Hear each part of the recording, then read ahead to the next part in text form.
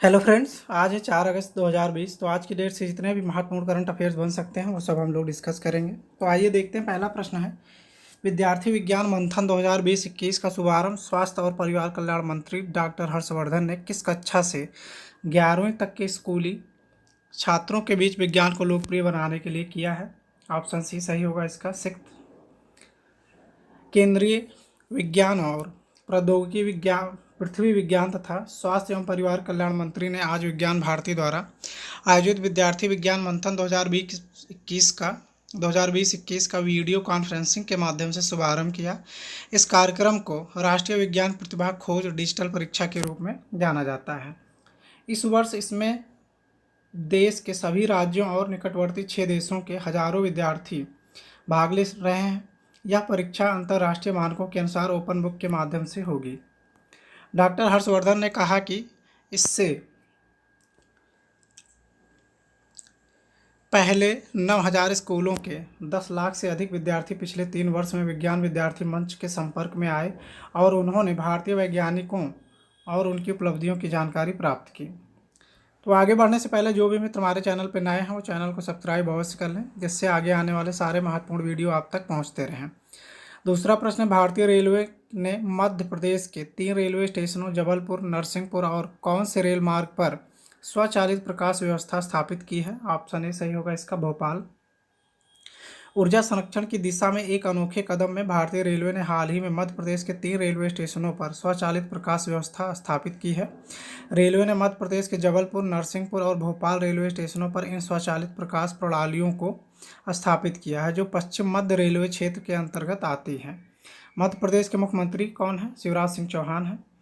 तीसरा प्रश्न है, कौन सा राज्य सरकार इमारतों की विभिन्न श्रेणियों में अग्नि सुरक्षा प्रमाण पत्र जारी करने में सहायता प्रदान करने के लिए अग्निशमन सेवा ऑनलाइन पोर्टल लॉन्च किया गया है? ऑप्शन डी सही होगा, उड़ीसा में।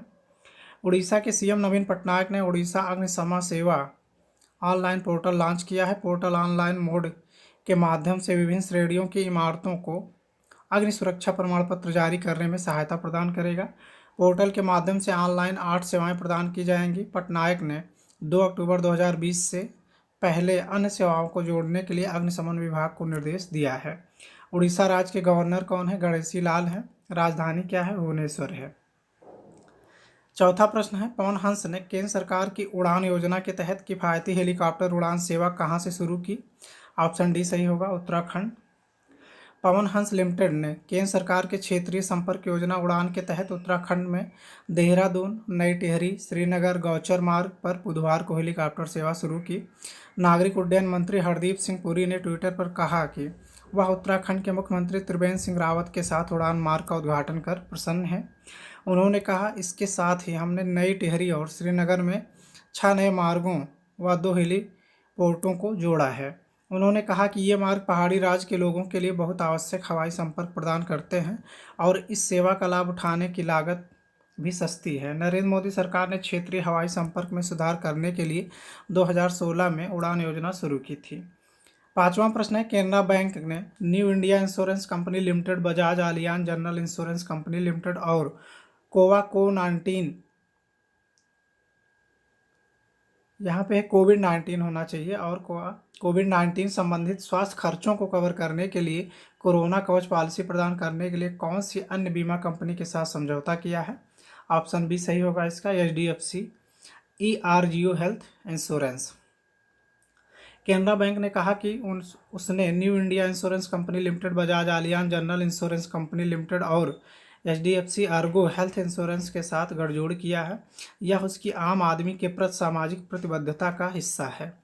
बैंक ने कहा कि किसी व्यक्ति के कोरोना वायरस से संबंधित स्वास्थ्य खर्चों पर बीमा सुरक्षा देने वाली इस पॉलिसी के लिए न्यूनतम 300 रुपये से प्रीमियम शुरू होगा। बैंक के साथ साझेदारी करने वाली कंपनियां कोरोना कवच नाम से एक बीमा स्वास्थ्य पॉलिसी की पेशकश करेंगी। इन पॉलिसियों के तहत व्यक्ति न्यूनतम 50,000 रुपये से लेकर 5 लाख तक रुपए का बीमा करा सकता है। यह व्यक्तिगत या परिवार के लिए खरीदी जा सकती है। इसमें बीमारी के इलाज के दौरान कमरे के किराए की कोई सीमा तय नहीं और इसे घर पर रहकर 15 दिन के इलाज के लिए भी उपयोग कर सकते हैं। इस पॉलिसी के तहत बीमा अवधि अधिकतम 9.5 माह रहेगी। छठा प्रश्न है, बांग्लादेश में पावर प्लांट के लिए रिलायंस के साथ एशियाई विकास बैंक ने कितनी राशि पर हस्ताक्षर किए थे? ऑप्शन सी सही होगा इसका, $200 मिलियन। एशियाई विकास बैंक ने बांग्लादेश में 718 मेगावाट के संयुक्त चक्रित गैस बिजली संयंत्र के निर्माण और संचालन के लिए रिलायंस बांग्लादेश एलएनजी और पावर लिमिटेड के साथ $200 मिलियन के वित्त पोषण सौदे पर हस्ताक्षर किए हैं। 7वां प्रश्न है, ओरिएंटल इंश्योरेंस के नवनियुक्त अध्यक्ष सह प्रबंधक निदेशक का नाम बताइए। ऑप्शन सी सही होगा इसका, SN राजेश्वरी। क्रमिक लोक शिकायत और पेंशन मंत्रालय ने SN राजेश्वरी को ओरिएंटल इंश्योरेंस कंपनी लिमिटेड का अध्यक्ष सह प्रबंधक निदेशक नियुक्त किया है। वह वर्तमान में new India insurance company limited के महाप्रबंधक के रूप में सेवारत हैं। वह अपनी सेवानिवृत्ति की तारीख तक यानी 31 मई 2022 तक नियत पद पर काम करेंगी। ओरिएंटल इंश्योरेंस कंपनी लिमिटेड एक सार्वजनिक क्षेत्र की सामान्य बीमा कंपनी है और इसका मुख्यालय नई दिल्ली में है। 8वां प्रश्न है, हाल ही में किस मंत्रालय ने देश की ग्राम पंचायतों का ऑनलाइन ऑडिट करने का निर्णय लिया है? ऑप्शन डी सही होगा, पंचायती राज मंत्रालय ने।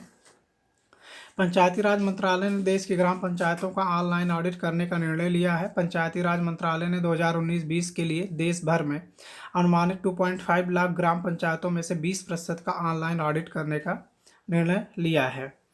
इसके अलावा आगामी वित्त वर्ष 2021-22 में देश भर की सभी पंचायतों को इसमें शामिल किया जाएगा। यह पंचायती राज मंत्रालय द्वारा शुरू किए गए ई पंचायत मिशन मोड प्रोजेक्ट के तहत पंचायत इंटरप्राइजेज सूट में एक भाग के रूप में विकसित एक ओपन सोर्स ऐप है। ध्यान इस बात पर होगा कि उन्होंने वित्त आयोग अनुदान का उपयोग कैसे किया।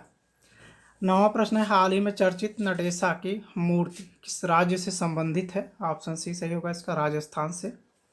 नटेशा की मूर्ति राजस्थान के बरौली के घटेश्वर मंदिर से संबंधित है। यह एक दुर्लभ बलुआ पत्थर की मूर्ति है जो 22 साल बाद भारत लौट रही है, जिसे 1998 में देश से बाहर तस्करी कर लाया गया था। बलुआ पत्थर नटेशा की मूर्ति लगभग 4 फीट ऊंची है।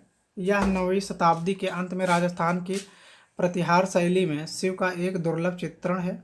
नटेशा की मूर्ति के दाहिने पैर के पीछे नंदी का एक सुंदर चित्रण दिखाया गया है। 10वां प्रश्न है, हाल ही में किस राज्य ने अरावली क्षेत्र में हरित आवरण को बेहतर बनाने हेतु एरियल सीडिंग तकनीक पर काम किया है?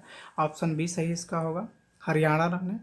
हरियाणा वन विभाग ने अरावली क्षेत्र में हरित आवरण में सुधार के लिए हाल ही में एरियल सीडिंग तकनीक पर काम किया है। एक रोपण तकनीक जिसमें हवाई जहाज, हेलीकॉप्टर या ड्रोन सहित हवाई उपकरणों का उपयोग करके जमीन पर सीड बॉल का छिड़काव किया जाता है। सीड बॉल मिट्टी, खाद, चार और अन्य घटकों के मिश्रण से ढके हुए बीज होते हैं। कोटिंग हवा में फैलने के बजाय पूर्व निर्धारित स्थान पर छोड़ने के लिए बीजों के लिए आवश्यक वजन प्रदान करती है। इन क्षारों को तब अंकुरित किया जाएगा जब पर्याप्त वर्षा हो। इसके भीतर मौजूद पोषक तत्व प्रारंभिक विकास में मदद करते हैं।